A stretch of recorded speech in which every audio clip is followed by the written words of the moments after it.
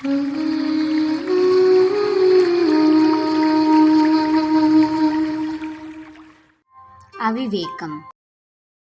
ఒకరోజు అడవిలో ఒక చీమ వేగంగా పరిగెత్తుతుంది.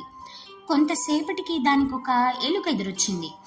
చీమ చీమ, ఎందుకంత వేగంగా పరిగెత్తుతున్నావు అని చీమని అడిగింది ఎలుక. అక్కడ ఒక పెద్ద జంతువు ఉంది, అది నన్ను తినేస్తుందేమోనని పరిగెత్తుతున్నాను అంది చీమ. అయితే అది నన్ను కూడా తినేస్తుందేమో, నేను నీతో పాటే పరిగెత్తుతాను అంటూ ఎలుక కూడా పరుగు ప్రారంభించింది.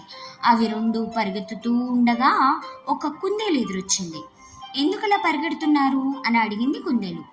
అక్కడ ఒక పెద్ద జంతువు ఉంది, నాకన్నా చాలా పెద్దది, అది నన్ను తినేస్తుందేమోనని పరిగెత్తుతున్నాను అంది చీమ.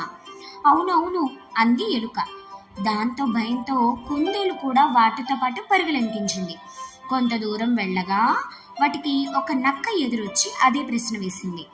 చీమ మళ్ళీ అదే సమాధానం చెప్పింది. వాటితో పాటు నక్క కూడా పరిగెత్తింది.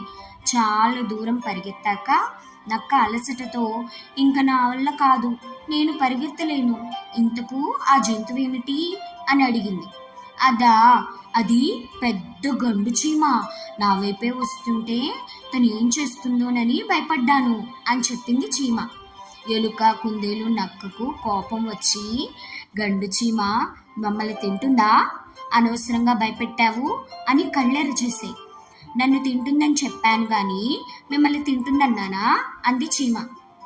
నిజమే కదా అనుకునే ఎలుక, కుందేలు, నక్క. ఇతరులు ఎందుకు భయపడుతున్నారో తెలియకుండానే మనం కూడా భయపడ్డం అవివేకం.